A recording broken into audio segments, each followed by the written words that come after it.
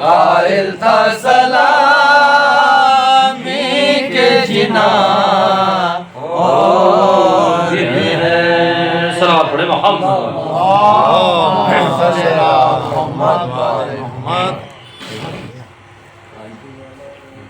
پریشان حال تمہارا ہے تو درود پڑھو، اور غموں نے تم کو جو گھیرا ہے تو درود پڑھو۔ اگر درود پڑھو گے یہاں کرینے سے، حضور خود ہی چلے آئیں گے مدینے سے۔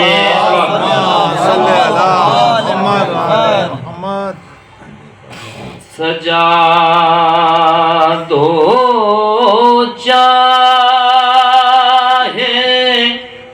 جتنا بھی، مگر اچھا نہیں لگتا۔ سجا دو چاہے جتنا بھی، مگر اچھا نہیں لگتا۔ سجا دو چاہے جتنا بھی، مگر اچھا نہیں لگتا۔ سجا دو چاہے جتنا بھی، مگر اچھا نہیں لگتا۔ نہ ہو شبیر کی مجلس تو گھر اچھا نہیں لگتا۔ نہ ہو شبیر کی مجلس تو گھر اچھا نہیں لگتا۔ اور فرشتوں سے کہا آؤ چلا جائے۔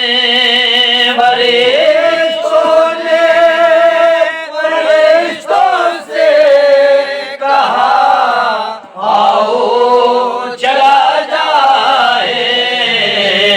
ادھر ہے مجلس زہرا، ادھر اچھا نہیں لگتا۔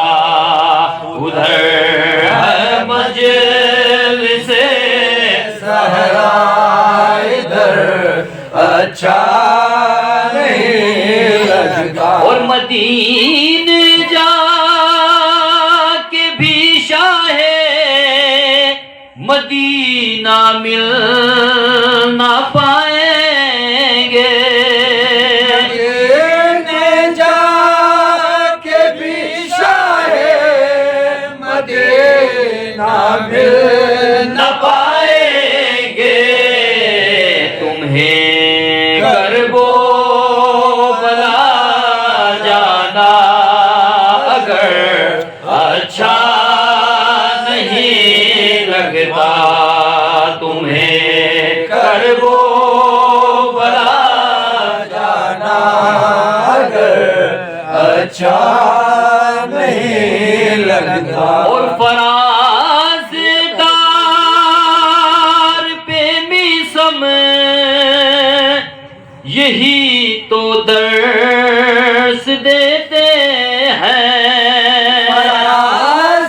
فرازدار پہ بیسم یہی تو درس دیتے ہیں۔ علی کے چاہنے والوں میں ڈر اچھا نہیں لگتا۔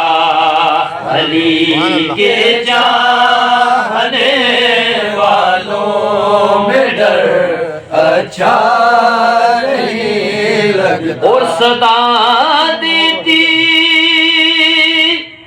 ہے یہ مسجد، مصلی بھی یہ کہتا ہے، صدا دیتے ہے یہ مسجد، مصلی بھی کہتا ہے، بنا حب علی سجدے میں سر اچھا نہیں لگتا، بنا حب علی سجدے میں سر اچھا نہیں لگتا۔ اور کہا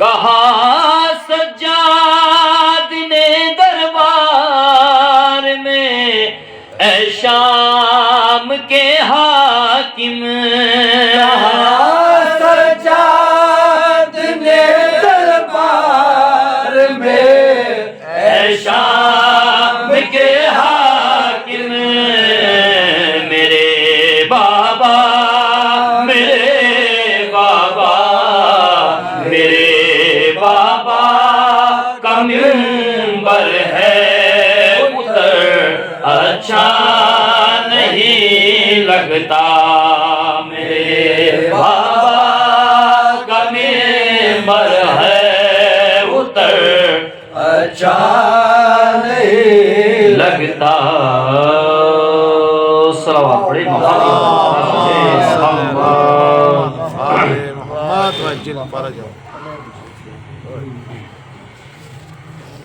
آج پھر یاد آ گئے ہیں حسین، گلشن دل کھلا گئے ہیں حسین، اور دین کا آفتاب ابھرا ہے، روشنی بن کے چھا گئے ہیں حسین، اور میرے آقا حسین ابن علی کتنا مولا سے پیار کر بیٹھے، اور یوں دیا امتحان محبت کا، بچہ بچہ نثار کر بیٹھے، تو سبات کوہ عمل کو حسین کہتے ہیں، اور غموں کے شیش محل کو حسین کہتے ہیں، اور نبی کی ذات گرامی میں احتیاط کے ساتھ ذرا سی رد و بدل کو حسین کہتے ہیں، تو خون سے چراغ دی کا جلایا حسین نے، اور رسم وفا کو خوب نبھایا حسین نے، اور خود کو تو ایک بوند بھی پانی نہ مل سکا،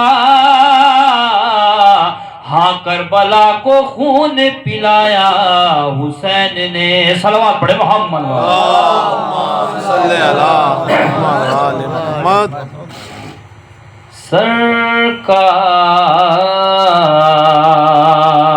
سرکار انبیاء کا دلارا حسین ہے،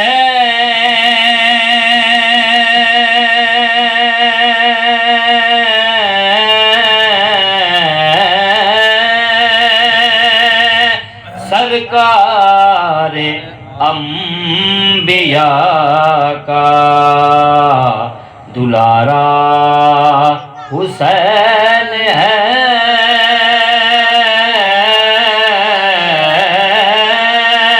اور دی کا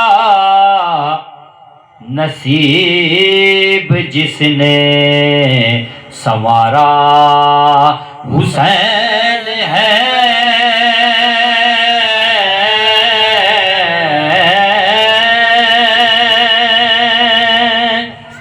आओ गमे हुसैन में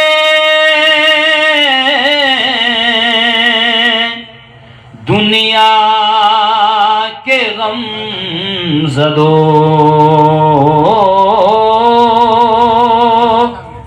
टूटे हुए दिलों का सहारा हुसैन है।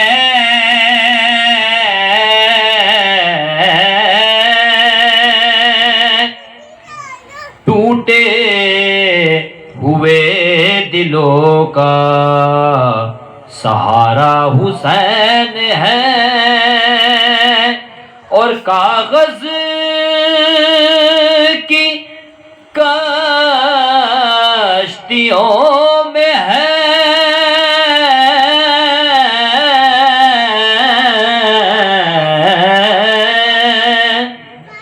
कागज की कश्तियों में है फतवों के काफले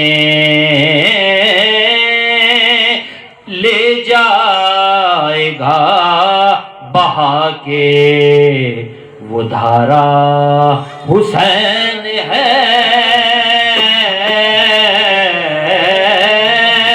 ले जाएगा बहा के वो धारा हुसैन है। और कौसर बकौल जोश वो दिन भी करीब है। हर कौम ये कहेगी हमारा हुसैन है।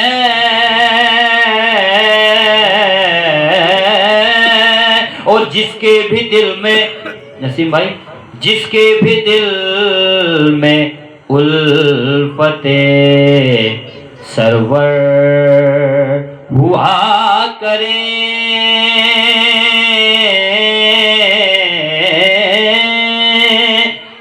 वो अपने वालिदैन के हक में दुआ करे।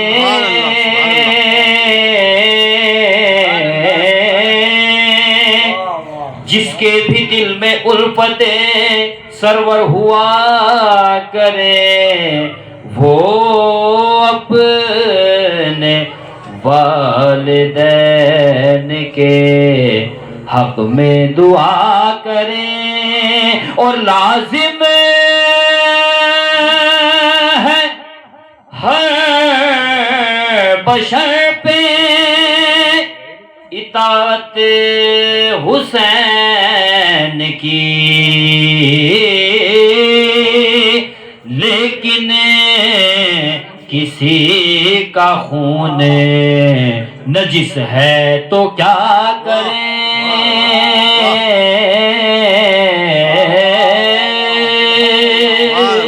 सब पढ़े मोहम्मद अल्लाहुम्मा सल्ली अला मोहम्मद व आले मोहम्मद।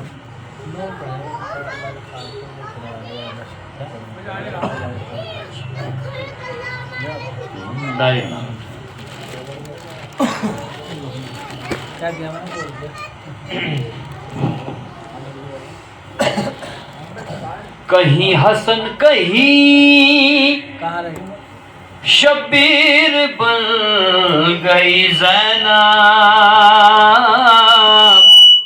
और कहीं पे दीन की तकदीर बन गई ज़ैनब।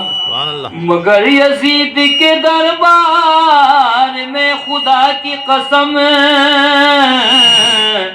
علی کی بولتی تصویر بن گئی زینب، علی کی بولتی تصویر بن گئی زینب۔ صلوات پڑھے محمد وعلی اللہم صلی علی محمد وآل محمد۔ اے کربلا کی خاک تو احسان کو نہ بھول، اے کربلا کی خاک تو احسان کو نہ بھول، اے کربلا کی خاک تو احسان کو نہ اے کربلا کی خاک تو احسان کو نہ بھول، اے کربلا کے خاک کو احسان کو نہ بھول، تڑپی ہے تجھ پہ لاش جگر، تڑپی ہے تجھ پہ لاش جگر، گوشہ رسول، اے کربلا کی خاک تو احسان کو نہ بھول۔ اے کربلا کی خاک تو کتنی ہے بخشنا سے، اے کربلا کے خاک تو کتنی ہے خوش نصیب، دامن میں تیرے بھر دیے، دامن میں تیرے بھر دیے، جنت کے سارے پھول، دامن میں تیرے بھر دیے، جنت کے سارے پھول، اے کربلا کے خاک تو احسان کو نہ وہ شبیر کے لہو سے تیرے پیاس بجھ گئے، شبیر کے لہو سے تیرے پیاس بجھ گئے، سیراب کر دیا تجھے، سیراب کر گیا تجھے، خون رگے رسول، سیراب کر گیا تجھے، خون رگے رسول، اے کربلا کی خاک تو احسان کو نہ کرتی رہے گی پیش شہادت حسین کے، کرتے رہے گی پیش شہادت حسین کے،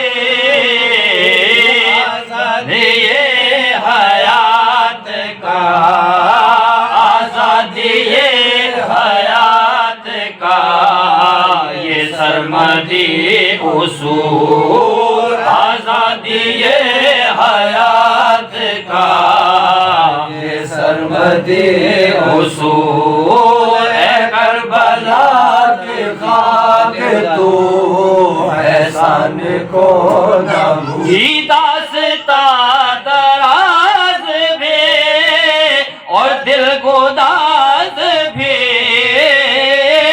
یہ داستان دراز میں اور درگزار بھی، لیکن یہاں ہے دل کے دیا، لیکن کہاں ہے دل کے دیا، جائے اس کو بھول، اے کربلا کی خاک تو احسان کو نہ بھول، اے کربلا کی خاک تو احسان احسان کو نہ بھول اے کربلا کی خاک تو احسان کو نہ شبیر کے لہو سے تیری پیاس بجھ گئے شبیر کے لہو سے تیرے پیاس بجھ گئے آزادی حیات کا آزادی حیات کا یہ سرمدی اصول اے کربلا کی خاک تو احسان کو نہ صلوات اللهم صل على محمد پیر بن گئی زینب کہیں پہ دین کی تقدیر بن گئی زینب مگر یزید کے دربار میں خدا کی قسم علی کی بولتی تصویر بن گئی زینب شبیر کی غربت پہ یوں رونے کے واسطے زہرا نے بیٹی مانگ لی پروردگار سے اور بنت علی کی جرت و ہمت تو دیکھیے نسل یزید کاٹ دی چادر کی دھار سے صلوات پڑھے مل جو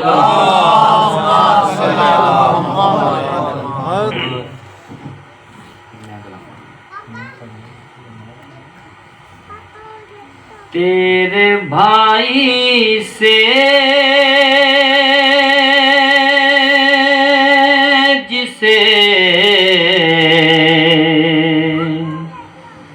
تیرے بھائی سے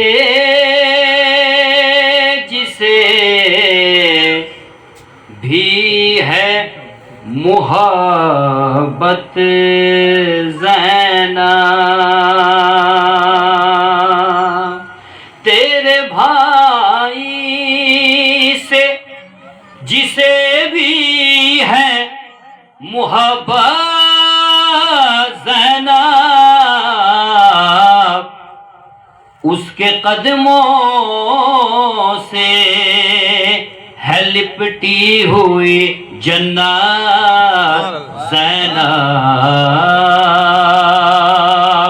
اس کے قدموں سے ہے لپٹی ہوئی جنت زینب اور چھین کر پاک ردا تیرے سر اقدس سے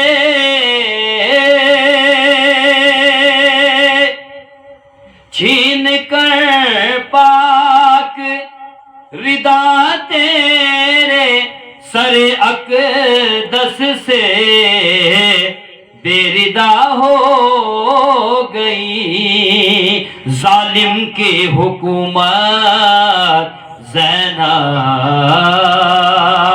بے ردا ہو گئی ظالم کی حکومت زینب اور تذکرہ دار پہ بھی ہوگا تیرے بابا کا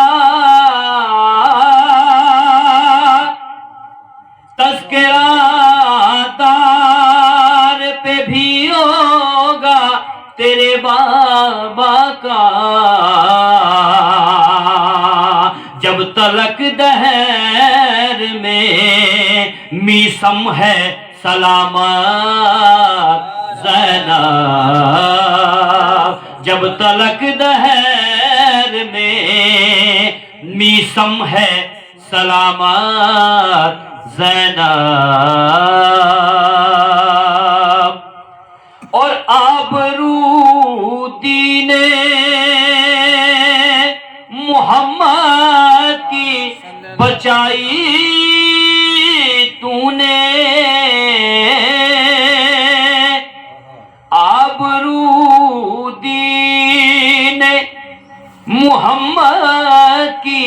بچائی تو نے،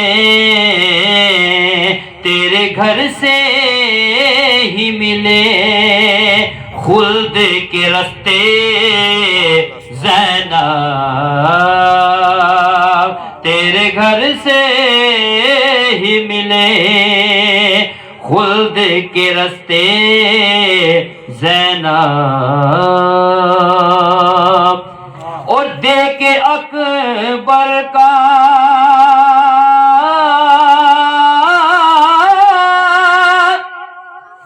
دے کے اکبر کا لہو تو نہ بچاتی جو اسے،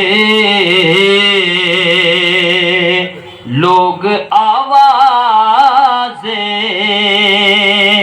اذا کو بھی ترستے زینب، لوگ آواز اذا کو بھی ترستے زینب، او زندگی دے کے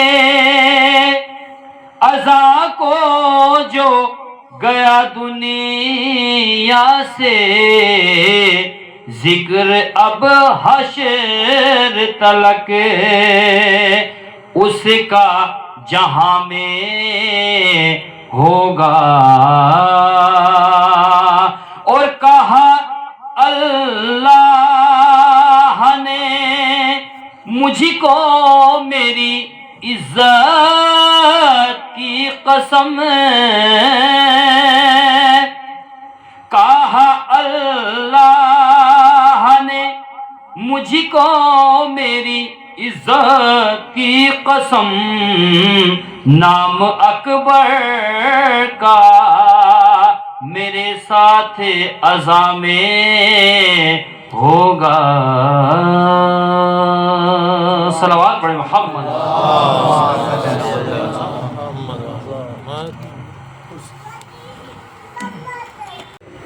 مگر ان پروگرامز کے اندر اتنا بھی نہ کھویا جائے کہ انسان تاریخ کی حقیقت کو بھول جائے۔ جو خوشی کے اوقات ہیں اس میں خوشی کا اظہار کرنا چاہیے، جو ماتم کی گھڑیاں ہیں اس میں انسان کو غمزدہ رہنا چاہیے۔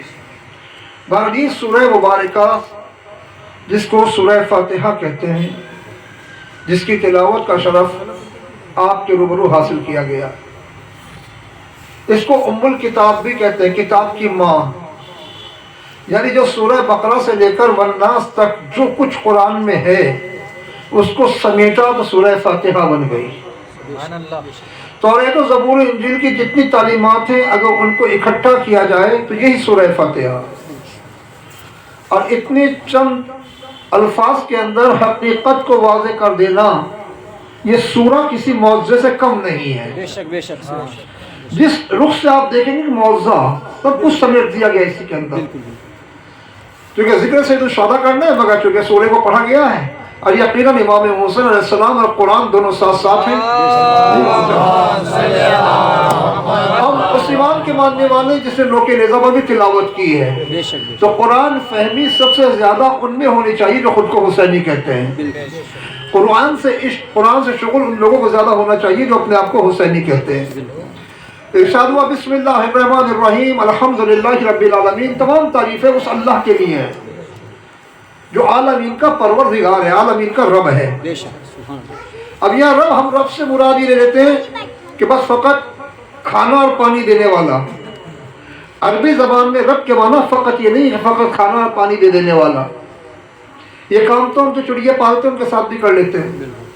یہاں رب کے معنی یہ ہے کہ منزل نقص سے منزل کمال تک پہنچانے والا، اس کا نام ہے رب۔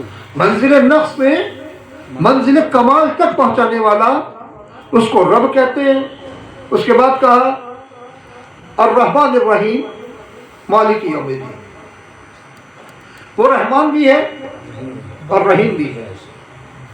مالک یوم الدین، وہ یوم جزا کا مالک ہے۔ اب یہ سوال پیدا ہوتا ہے، اس نے تعارف جو اپنا کرایا ہے وہ رحمان الرحیم کہہ کے کرایا ہے، جبکہ قہر و جبار بھی کر سکتا تھا، اس سے اختیار ہے، مگر نہیں، جب رحم و کرم کی بات آئے تو قہر و جبر پیچھے ہٹ جاتا ہے، رحم و کرم آگے بڑھ جاتا ہے۔ تم گھبراؤ نہیں، ہم رحیم ہیں، ہم کریم ہیں۔ تمام تعریف اس اللہ کے لیے ہے جو عالمین کا پروردگار ہے۔ مالک یوم الدین، وہ یوم جزا کا مالک ہے۔ بہت مختصر کر کے جو ہے اپنے موضوع پہ آنا ہے۔ کہا وہ یوم جزا کا مالک ہے، تو سوال یہ پیدا ہوتا ہے آج کا مالک کون ہے؟ اللہ۔ کل کا مالک کون ہے؟ اللہ۔ ہر دن کا مالک کون ہے؟ اللہ۔ ہر ساتھ کا مالک کون ہے؟ اللہ۔ یہاں یہ کیوں کہا گیا یوم جزا کا مالک؟ قیامت ہی کے دن کو ہائی لائٹ کیوں کیا گیا؟ چھوٹا سا جواب ہے، آج کا مالک بھی اللہ ہے، مگر اس نے بولنے کی اجازت دی ہوئی ہے۔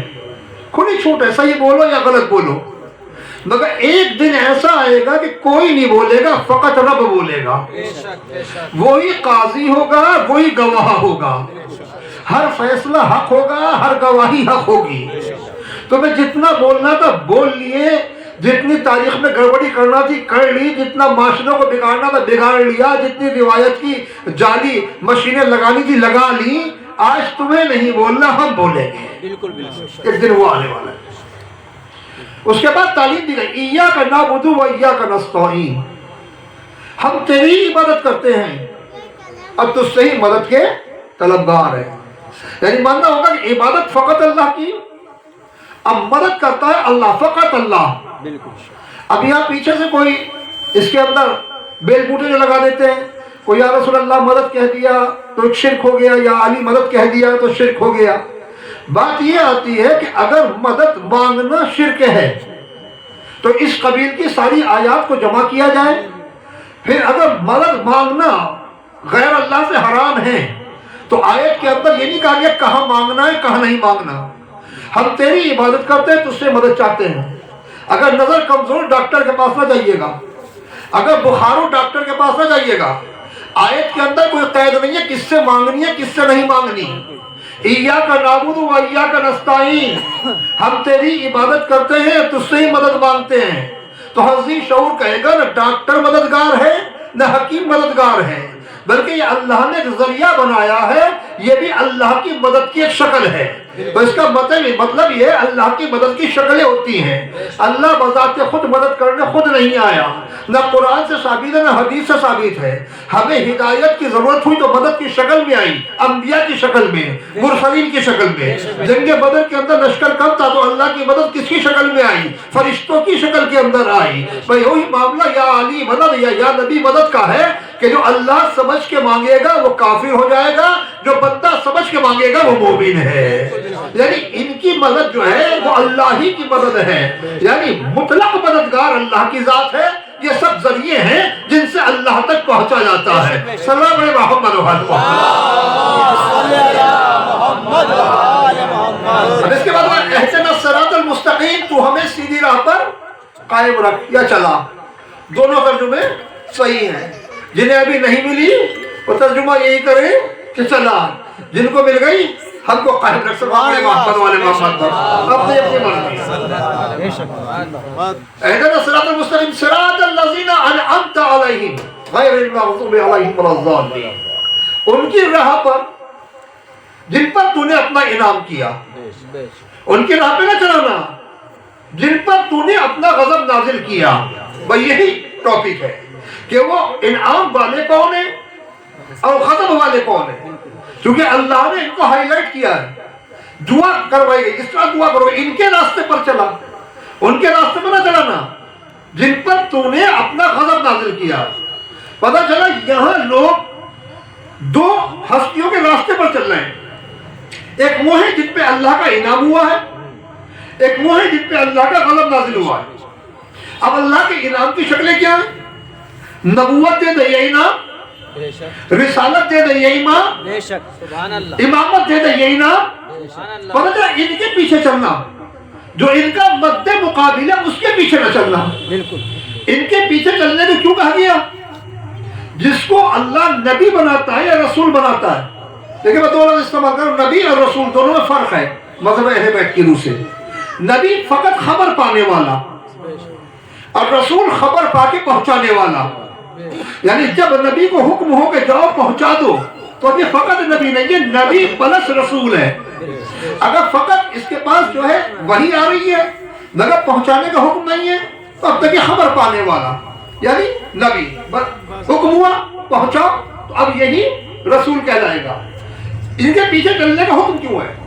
اس لیے کہ جیسا وہاں سے لیتے ہیں ایسا ہمیں دیتے ہیں۔ پہلی چیز، انبیاء مرسلین جیسا وہاں سے لیتے ہیں ایسا ہم کو دیتے ہیں۔ ان کی یہاں کسی قسم کی رواداری نہیں ہوتی، وہ برا مان جائے گا یا اس کو اچھا لگے گا۔ ان کے یہاں جیسا حکم آیا ہے ایسا حکم بندوں تک پہنچا دینا۔ دوسری چیز یہ کہ بہادر ہوتے ہیں، بزدل نہیں ہوتے۔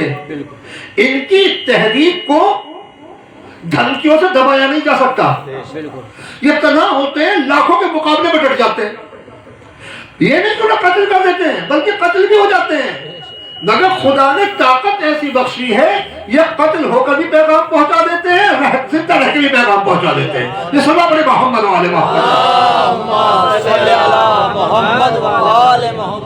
بہادر ہوتے ہیں انبیاء مرسلین، وہ جو ہے کسی کی دھمکیوں سے دبنے والے نہیں ہیں۔ ایک صفت یہ ہے کہ ان کے اندر موت کا خوف نہیں ہوتا، اور جس میں موت کا خوف نہیں ہوتا نا وہی رہبری کیا سب سے بڑا حقدار ہے۔ آج آپ دیکھیں، اپنی اس دنیا میں دیکھیں، جن جن کو موت سے ڈر ہے سب نے اسرائیل سے ہاتھ ملا لیا۔ اور جو ڈرے انبیاء مرسلین اور آل رسول سے منسلک تھے، وابستہ تھے، انہیں موت کا خوف ہی نہیں، اس لیے دشمن ان سے ڈر رہا ہے، کیونکہ ان کے نزدیک موت فنا نہیں ہے، ان کے نزدیک موت بھی ایک راستہ فتح حاصل کرنے کا، ان کے نزدیک موت بھی ایک راستہ عزت کا۔ دشمن ہمیں آخری حربہ موت سے ڈراتا ہے، انہوں نے اعلان کیا موت سے ڈرتے ہی نہیں۔ آج آپ دیکھیں کہ میدان کے اندر کھڑے ہوئے بتا رہے ہیں ہم انبیاء مرسلین کے پیروکار ہیں۔ کل پتھر برستے تھے، آپ بم برس رہے ہیں، وہ بھی اللہ کی کبریائی کا پرچم بلند کر رہے ہیں کہ ہم بھی چاہے حزب اللہ کی شکل میں ہیں چاہے حماس کی شکل میں ہیں، اللہ کے ذکر کا پرچم بلند کر رہے ہیں۔ جس اللہ بڑے محمد والے محمد، ان کو دبایا نہیں جا سکتا، ان کو دھمکیوں سے جو ہے روکا نہیں جا سکتا۔ انہیں جو پیغام پہنچانا ہے وہ پیغام پہنچائیں گے۔ اچھا، ان کو لالچ بھی نہیں دیا جا سکتا کہ آپ جو ہے لالچ کے اندر آ کے اپنی تبلیغ کے راستے سے ہٹ جائیں، کوئی نہیں سکتا، کیونکہ یہ ہر وقت ایک بڑی طاقت کے رابطے میں ہے۔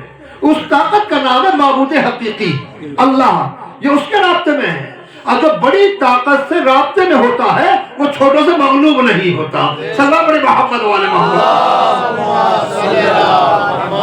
اب تاریخ دیکھتے ہیں کہ جناب ابراہیم خلیل اللہ علیہ السلام کے لیے آگ جلائی گئی، کتنی زبردست وہ آگ رہی ہوگی، مگر کوئی پسینہ نہیں آیا کہ مجھے ڈر لگ رہا ہے میں ختم ہو جاؤں گا۔ جناب ابراہیم علیہ السلام حکم خدا بیٹے پہ چھری چلائے، چلا دی، کوئی تاریخ نہیں کہتی ان کا ہاتھ کاپا۔ وہ بات دوسری کہ اللہ وہاں دمبا بھیج دے، مگر نبی کا ہاتھ کاپا نہیں۔ یہی ہم دیکھتے ہیں انبیاء مرسلین کی تاریخ میں کہ جناب نوح ہے 950 سال تبلیغ کرتے ہیں، پتھر پڑ رہے ہیں، اینٹیں پڑ رہی ہیں، حتیٰ کہ روایات میں ملتا ہے کہ پتھروں میں ڈھک جاتے تھے، جبریل امی آتے تھے اور آنے کے بعد ان پہ اپنے پروں کو مس کرتے تھے اور وہ ٹھیک ہو جاتے تھے۔ اگر ہم جیسا کوئی ہوتا تو کہتا اللہ سے ڈائریکٹ مدد مانگو، یہ جبریل کے پروں سے کہنا توسل ہو رہا ہے۔ سلام پڑھیے محمد والے محمد، سلام پڑھیے۔ شاید کوئی کہتے ہیں تو مولوی صاحب آپ روایت کا سارا لیں، روایت تو صحیح بھی ہو سکتی ہے غلط بھی ہو سکتی ہے، کیا کہیں جب قرآن میں آ جائے کہ یوسف کے کرتے سے جناب یعقوب علیہ السلام کو جو ہے وہ شفا مل گئی، ہم سے کیا کہیں گے؟ اب جناب یعقوب کے دور میں اگر ہم جیسے ملا ہوتے تو جا کے یہ کہتے ہیں یعقوب نبی اللہ ہو کے کیا کام کر رہے ہو، خانہ کعبہ میں جاؤ یا مثال کے طور پر کسی مسجد میں جاؤ، اللہ کے سامنے ہاتھ پھیلاؤ، آپ یوسف کے کرتے سے بینائی طلب کر رہے ہو۔ ارے اللہ خود جناب یوسف بھیج رہے ہیں کہ ان کی آنکھوں پر رکھ دینا، یہ کیوں نہیں کہا جو وہی نازل ہوئی اس کو لکھ کر جو ہے ان کی آنکھوں پر رکھ دینا؟ پتہ چلا کبھی وہی شفا بخشتی ہے، کبھی نبی کا تبرکات شفا بخشتے ہیں۔ سلام علیہ محمد والے محمد، کیونکہ قرآن کی شفا ہے، قرآن بھی شفا ہے۔ اب بات آتی ہے یہاں پر کہ میرے بہادر ہوتے ہیں، وہ کسی سے ڈرتے نہیں، وہ دولت سے دبائے نہیں جا سکتے۔ ہم تو چونکہ جس نبی کی امت میں زیادہ تذکرہ اس کا کرنا چاہیے، مشہور و معروف واقعہ جس میں کوئی شک و شبہ کی گنجائش نہیں، سب نے نقل کیا ہے کہ جب پیغمبر تبلیغ دین اسلام کر رہے ہیں.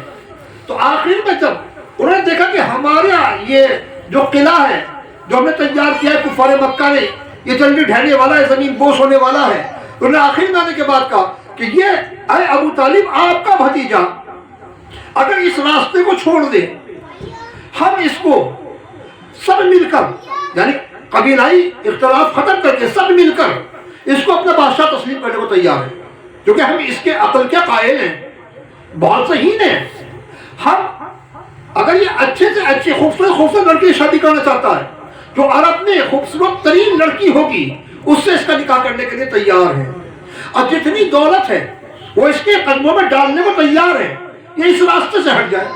حضرت ابو طالب نے ان کا پیغام پیغمبر تک پہنچایا کہ دیکھیں اب یہ کہیں لچک جائے، مگر جس کا رابطہ معبود سے ہو. وہ مشہور جملہ اے چچا اگر یہ میرے ایک ہاتھ پر سورج رکھ دیں اور دوسرے پر چاند رکھ دیں، جب بھی میں تبلیغ اسلام سے رکنے والا نہیں ہوں.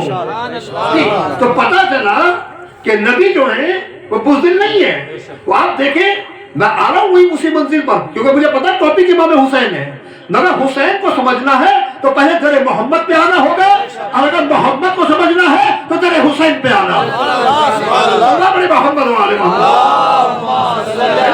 سمجھے چلے کتنی مضبوط ہے. یہ اگر میرے ایک ہاتھ پر سورج رکھ دیں اور ایک ہاتھ پر چاند رکھ دیں، میں تبلیغ اسلام سے دستبردار ہونے والا نہیں ہوں، میں اس راستے کو چھوڑنے والا نہیں ہوں. عزیزان محترم، یہی چیزیں ہیں جو ورثے میں نسلوں کو ملتی ہیں، چاہے بیٹی کی طرف چلی جائے، چاہے بیٹے کی طرف، چاہے پوتوں کی طرف، چاہے نواسوں کی طرف، مگر ورثہ بہرحال ملتا ہے. جب ہم حضرت امام حسین علیہ السلام کو دیکھتے ہیں تو پیغمبر کا آپ کا انقلاب بہت مشابہ ہے. پیغمبر کا انقلاب کیا تھا؟ وہاں لوگوں نے انسانیت کو جاہلانہ رسومات کی زنجیروں کے اندر جکڑ رکھا تھا. انسان اشرف المخلوقات ہوتے ہوئے نہ جانے کتنے خداؤں کے سامنے سجدہ ریز تھا. پیغمبر چاہے وہ شجر پرست تھا، چاہے وہ ستارہ پرست تھا، چاہے وہ سورج پرست تھا، چاہے وہ بت پرست تھا، چاہے وہ شکم پرست تھا، چاہے وہ لڑکی کو دفن کرنے والا تھا، سب کے سامنے ڈٹ گئے. یہاں سے اندازہ کیجئے پیغمبر کتنے شجاع تھے، پیغمبر کتنے بہادر تھے. نہ میں تلوار سے ڈرنے والا ہوں، نہ میں پتھروں سے ڈرنے والا ہوں، میں تمہارے سامنے ڈٹ کر اس برائی کا مقابلہ کروں گا. وہ دنیا نے دیکھا مکہ فتح ہوا اور جس آواز کو دبانے کی کوشش کی گئی تھی آج دنیا میں گونج رہی ہے اشہد ان لا الہ الا اللہ. یعنی انقلاب جو ہے کامیاب ہوا. وہی معاملہ آپ دیکھیں امام حسین علیہ السلام کا ہے. وہ یہ ہے کہ جو پیغمبر کے مقابلے پر تھے، جو پیغمبروں پر پے در پے حملے کر رہے تھے، جو پیغمبر کو چین سے یا مسلمانوں کو چین سے بیٹھنے نہیں دے رہے تھے، وہ دہشت گرد جن کی وجہ سے پیغمبر کو مدینہ مکہ چھوڑ کر مدینہ کی جانب ہجرت کرنا پڑا تھا، وہ جب مکہ فتح ہو گیا تو کچھ تو وہ تھے جو مسلمان ہو گئے اور کچھ وہ تھے جنہوں نے بہرحال ناگواری کے ساتھ کلمہ پڑھ لیا، ناگواری کے ساتھ، اور رسول نے ان کو طلقہ کہے چھوڑ دیا. یعنی ہو تو تم اس لائق کہ تمہیں سزا دی جائے مگر چھوڑ رہے ہیں، یہ ہماری رحم دلی ہے، جاؤ نکل جاؤ. کہتے ہیں پتلے دروازے سے نکل جاؤ، تو رسول نے ان کو نکال دیا. ہو تو واجب القتل مگر ہم تمہیں چھوڑ رہے ہیں. اب جب اسلام کے زمانے میں آ گئے، جب یہ اسلام کی پوشاک پہن کر آ گئے تو انہوں نے بھی وہی کام کیا. امویوں نے کیا کام کیا؟ انسانیت کو اپنی غلامی کی زنجیروں کے اندر باندھا. اس طرح باندھا کہ حلال کو حرام کیا، حرام کو حلال کیا. جو ان کے دل میں آیا وہ انہوں نے کیا. اصحاب پیغمبر کو انہوں نے قتل کیا. جب موقع ملا مسجد نبی میں گھوڑے بھی باندھے. جب موقع ملا انہوں نے بے گناہ لوگوں کو، کوفہ کی پوری تاریخ ہے، قتل بھی کیا. جب موقع ملا بچوں کو یتیم بھی کیا. انہیں کوئی روکنے والا نہیں تھا. شرابی تھا مگر مسلمانوں کا خلیفہ، جواری تھا یزید مگر مسلمان خلیفہ مان چکے تھے. وہ محرم افراد سے، ماں بہنوں سے بدکاری کرنے کا قائل تھا مگر مسلمان اسے اپنا خلیفہ مان چکے تھے. مسلمان ان سے اتنا دب گئے تھے، ان مظالم کے سامنے اتنے ہتھیار ڈال چکے تھے کہ وہ زبان کھولنے کو تیار نہیں تھے.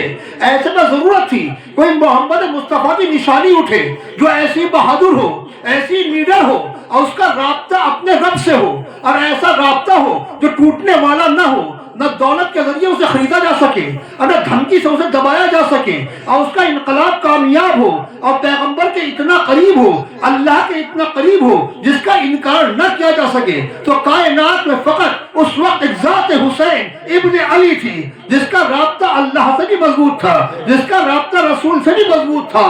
ایسا روحانی رابطہ عالم اسلام میں کسی کا نہ تھا کہ پیغمبر جس کے لیے کہہ رہے تھے کہ حسین دنیا میں میرا پھول ہے, تو پتہ چلا کتنا گہرا رابطہ ہے. کبھی حسین کے لیے کہہ رہے ہیں اگر کوئی دنیا میں جنت کے جوانوں کے سردار کو دیکھنا چاہے تو میرے لال حسین کو دیکھ لے.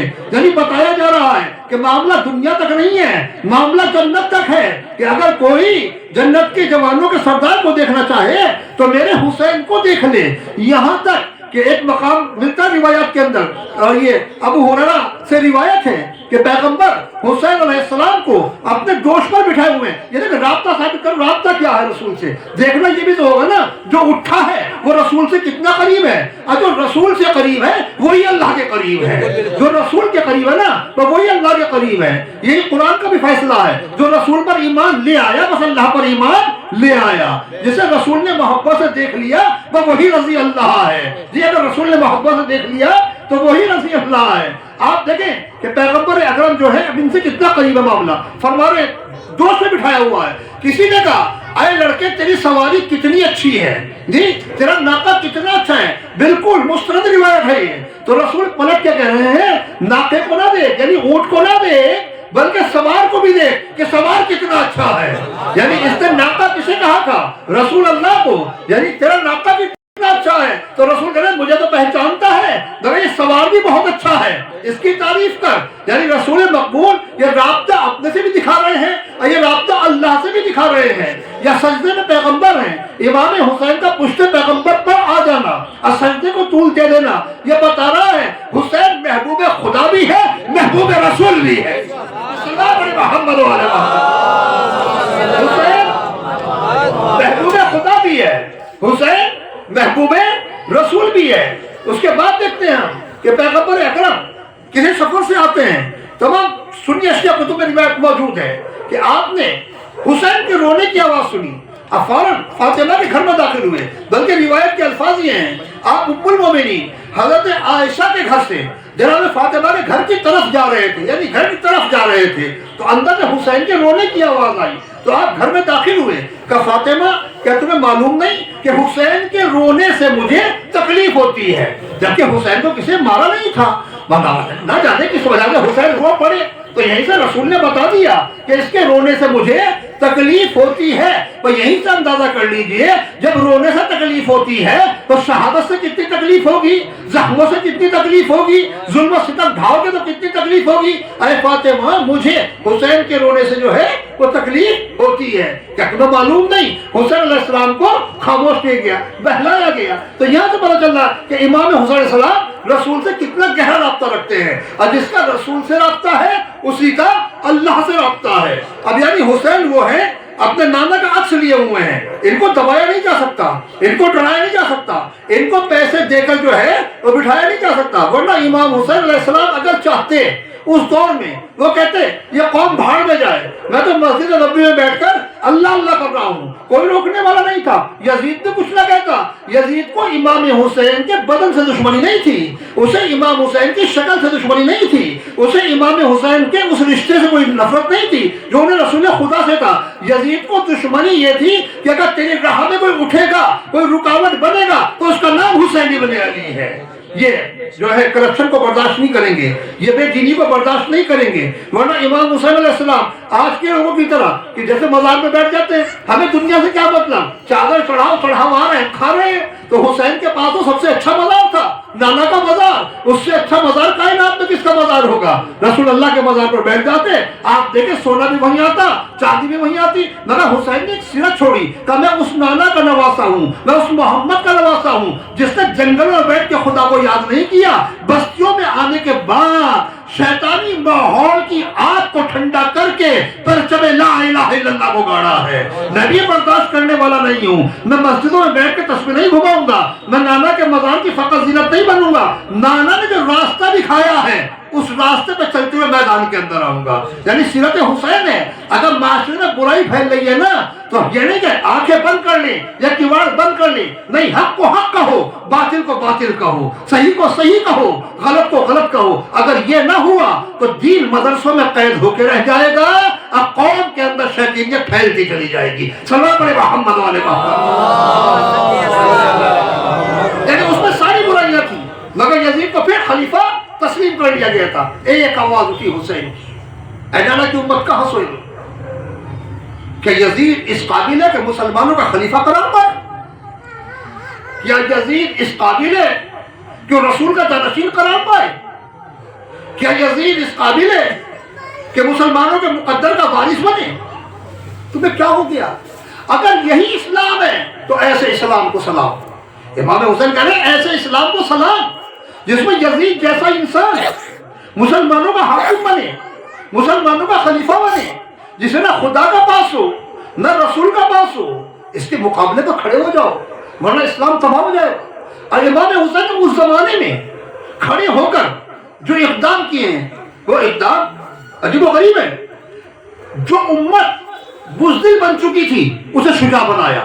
मैं खड़ा हूं, बोलना सीखो, बोलना सीखो। मरने से डरते हो ना, मैंने रास्ता दिखा दिया है, मरना सीखो। डरना छोड़ो, मरना सीखो, मैदान में आओ, फतह तुम्हारी होगी, इज्जत तुम्हें मिलेगी। अगर जान बचा लो तो बेइज्जत हो जाओगे। मैदान में आओ। इमाम हुसैन ने एक ऐसा नुक्ता के ऊपर लाकर इस उम्मत को जमा किया, इस उम्मत को एक ऐसा रास्ता दिखाया कि जो मदीने वाले कल ये कह रहे थे हुसैन कूफे की तरफ न जाना, आप कत्ल कर दिए जाएंगे।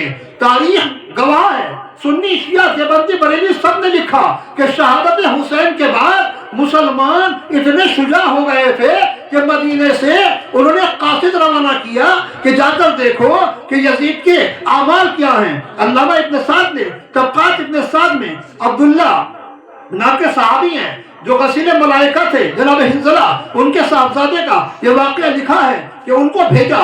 उन्होंने जाने के बाद शाम के हालात का जायजा लिया। अका ऐ अहले मदीना, अगर तुमने यजीद की बैत ना तोड़ी तो आसमान से पत्थर बरसेंगे। वाक़या सबके सामने है। फिर मदीने में हमले का होना, सहाबा का कत्ले आम होना, यजीद का बेनकाब होना, खाने काबा में हमले का होना। जो लोग कल तक यजीद को अमीरुल मोमिनीन कह रहे थे, खलीफा कह रहे थे, उन्होंने देख लिया कि हुसैन ने कुर्बानी देकर बताया कि देखो ये यजीद जो है ना, इसकी मिसाल बिल्कुल सांप जैसी है। इसका जाहिर जो है बड़ा नरम है, अंदर जहर भरा हुआ है। तुम इसे मुसलमान समझ रहे हो? देखो मुझे कत्ल करने के बाद यही मदीने को तबाह करेगा, यही मक्का को तबाह करेगा, यही खाने काबा को जलाएगा। उसके बाद फिर यजीद के इस्लाम के लिए जो है वो राहें निकाली जाती हैं, फतवे दिए जाते हैं। मैं अक्सर यही कहता हूँ, नबी की औलाद को कत्ल करने वाला, सहाबा कराम को कत्ल करने वाला, मदीने में मस्जिद नबी में घोड़े बांधने वाला, खाने काबा पे हमला करने वाला, अल्लाह के घर को आग लगाने वाला अगर मुसलमान है तो काफिर किसे कहते हैं? सल्लल्लाहु अलैहि मोहम्मद वाले काफिर किसे कहते हैं? कौन सा मुसलमान? तो हुसैन ने रास्ता दिखाया, खड़े हो जाओ। और जो भी खड़ा हुआ, अच्छा ये नहीं उसमें हुसैन अलैहिस्सलाम किसी फिरके को पुकारा था, शियो खड़े हो जाओ, सुन्नियों खड़े हो जाओ, तमाम उम्मत को आवाज दी।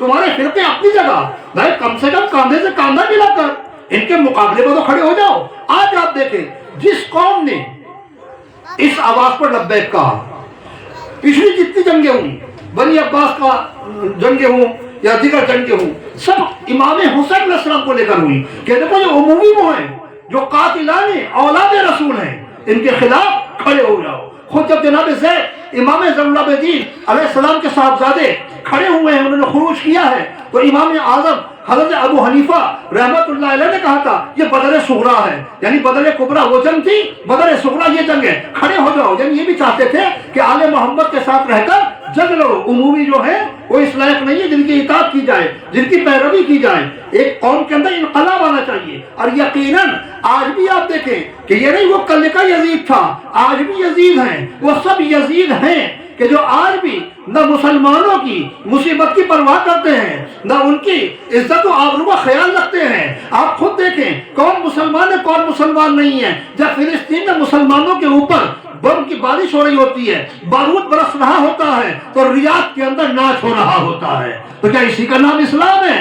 جس وقت جناب فلسطین کے بچے بھوکے اور پیاسے ایک ایک دانے کو تڑپ رہے ہوتے ہیں تو یہ امریکن صدر کے ساتھ بیٹھ کر میٹنگ کر رہے ہوتے ہیں. کیا اسی کا نام اسلام ہے؟ بات سنی اور شیعہ کی نہیں ہے. جس نے حسین کے نام پر لبیک کہا تھا آج بھی وہ قوم کامیاب ہے. اس کے اندر تو سنی ہو چاہے شیعہ ہو, حماس کے لوگ سنی ہیں. حسین کی آواز میں لبیک کہا, مر کے بھی کامیاب ہیں. دنیا دیکھ رہی ہے, سارا میڈیا دیکھ رہا ہے, آج وہ مر کے بھی کامیاب ہیں. غازہ زمین بوس ہو کر بھی کامیاب ہیں. وہ یمن کے حوثی اہل سنت ہیں مگر حسین کی آواز پر لبیک کہا, صاحب عزت ہیں, سر بلند ہیں. وہ ایران کے شیعہ یا وہ لبنان کا حزب اللہ شیعہ ہے مگر حسین کی آواز پر لبیک کہا, آج سر بلند ہے, آج سر بلند ہے, عزت کے ساتھ ہے, اب دنیا کو دکھا رہا ہے اسلام کیا ہے. ابھی آپ نے سوشل میڈیا پر دیکھا ہوگا کہ خود حماس نے جن قیدیوں کو رہا کیا ہے ان میں لڑکیاں ہیں, اور وہ لڑکیاں جس وقت نکلی ہیں تو بالکل فریش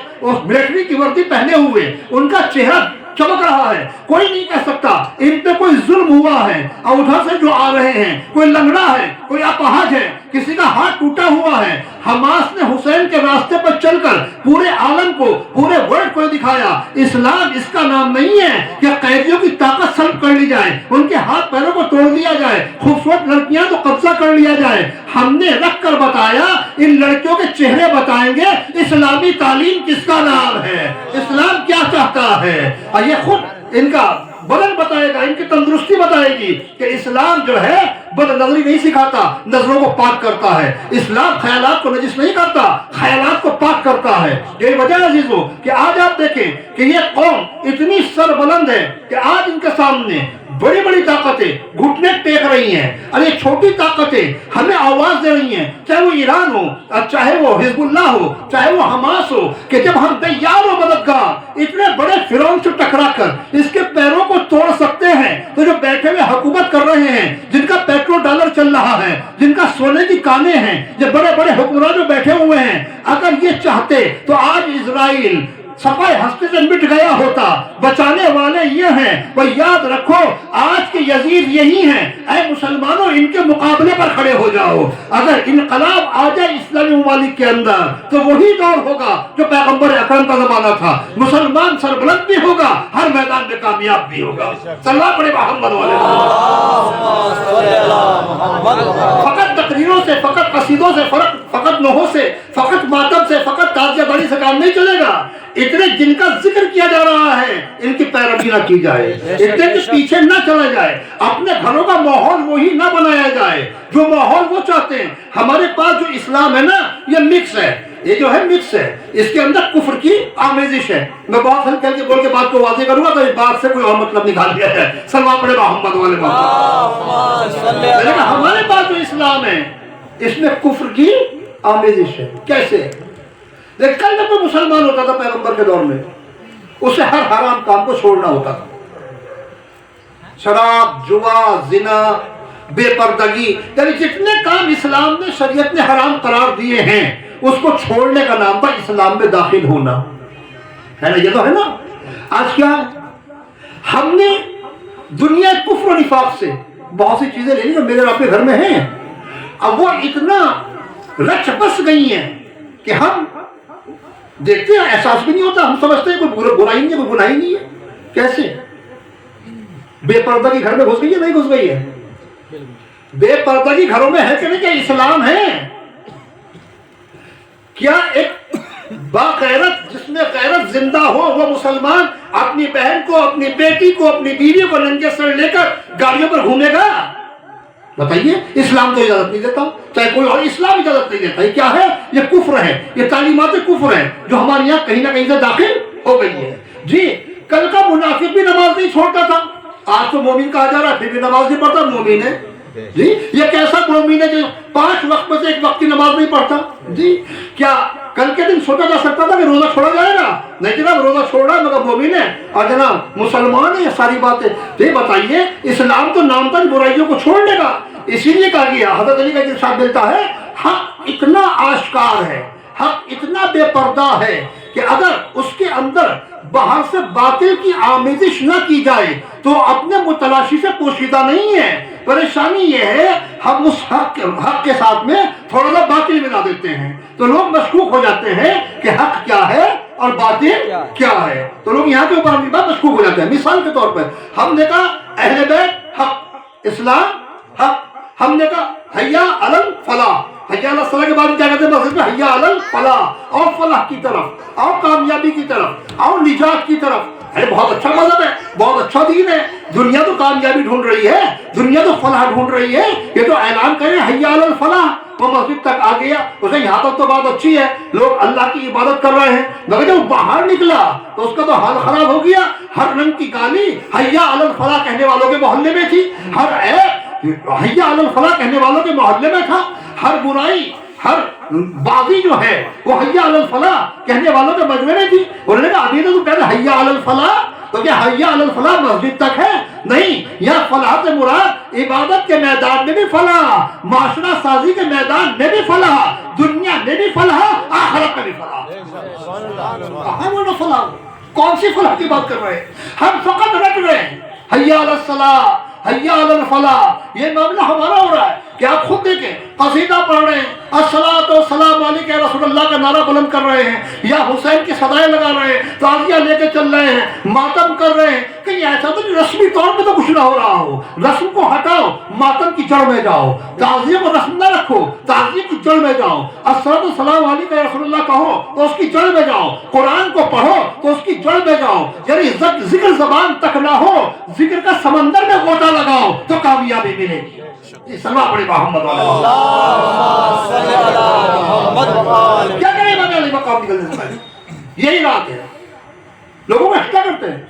کیا تم نہیں دیکھتے حق پہ عمل نہیں ہو رہا؟ کیا تم نہیں دیکھتے شریعت کو پسے پوچھ ڈال دیا گیا؟ پھر فرماتے اے محمد حنفیہ، اپنے بھائی سے کہتے ہیں میں اس لیے نکلا ہوں اپنے جد کی امت کی اصلاح کروں۔ ابھی ہمیں سوچا حسینیوں کو سوچا امت، جد کی امت، یہ نہیں کہا فقط شیعوں کی اصلاح کروں، جد کی امت، جتنے فرقے ہیں سب امت میں آتے ہیں، ان کی امت، اپنے جد کی امت کی اصلاح کروں۔ اب پھر فرماتے ہیں اپنے نانا کی سنت کا پرچم بلند کروں اور اپنے بابا علی کی سنت کا پرچم بلند کیا جائے، یعنی امت کی اصلاح کا نسخہ بھی کرے حسین کہ میرے نانا کی سنت اور میرے بابا علی کی سیرت، اس کو اپناؤ۔ اور سنت ہماری زندگی میں کتنی ہے، کیونکہ میری بات یہ بری لگ جاتی ہے، میں ایک طرف نہیں چلتا، دونوں طرف چلتا ہوں، یعنی یہ نہیں کہ ایک انگلی ادھر اٹھائی جائے، یہ تین میری طرف بھی ہے، اپنے آپ بھی ہمیں دیکھ لینا چاہیے کتنی سنت ہماری زندگی میں ہے، کتنی سیرت امیر المومنین علیہ السلام جو ہے وہ ہماری زندگی کے اندر ہے۔ کہیں ایسا تو نہیں یہ سب رسم جی، کہیں ایسا تو نہیں کہ یہ سب رسم۔ آپ کہیں گے ثبوت یہ آپ ذکر کی ایک مجلس رکھ لیں، اور ایک مجلس کھانے کی رکھ لیں، نیاز کی رکھ لیں، یہ دیکھنا بھیڑ کہاں ہے، یہ دیکھیے گا بھیڑ کہاں ہے، فیصلہ کر لیجیے گا ہم ذکر سے کتنا مانوس ہیں اور کھانے سے کتنا مانوس ہیں، یا ذکر سے کتنا دور ہیں اور کھانے سے کتنا مانوس ہیں۔ اپنا کبھی امتحان بھی لینا چاہیے، ہر جگہ دیکھ کے خوشبو کو سونگ کے اگر دوڑیں گے نا، کہیں ایسا نہ ہو کہ کل آنے والا حسین دیکھتا رہ جائے، ہم بھی کسی دیکھ کی خوشبو سون کر کسی طرف دوڑ جائیں۔ حسین نے یہی سکھایا، بہادر بنو، کھانے کی خوشبو نہ کھینچ سکے، پیسے کی جھنکار نہ کھینچ سکے۔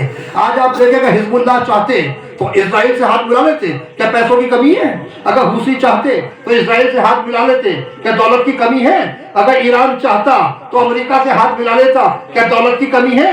کوئی دولت کی کمی نہیں، مگر نہیں، ہاتھ تو کھینچ کے بتایا ہم حسینی ہیں، ہم سکوں کی جھنکار میں بکنے والے نہیں ہیں، ہم دشمن کی آنکھ میں آگ ڈالنے والے ہیں۔ تو یہاں بھی مسلمان کو عمل کرنا ہوگا، اپنی اپنی جگہ سب کو عمل کرنا ہوگا۔ رات کو بستر پہ لیٹ کے سوچنا ہوگا کہ میں دولت سے بک سکتا ہوں، کیا مصیبت کے سامنے گھٹنے ٹیک سکتا ہوں، کیا میں کسی بھی طریقے سے جو ہے بہکایا جا سکتا ہوں؟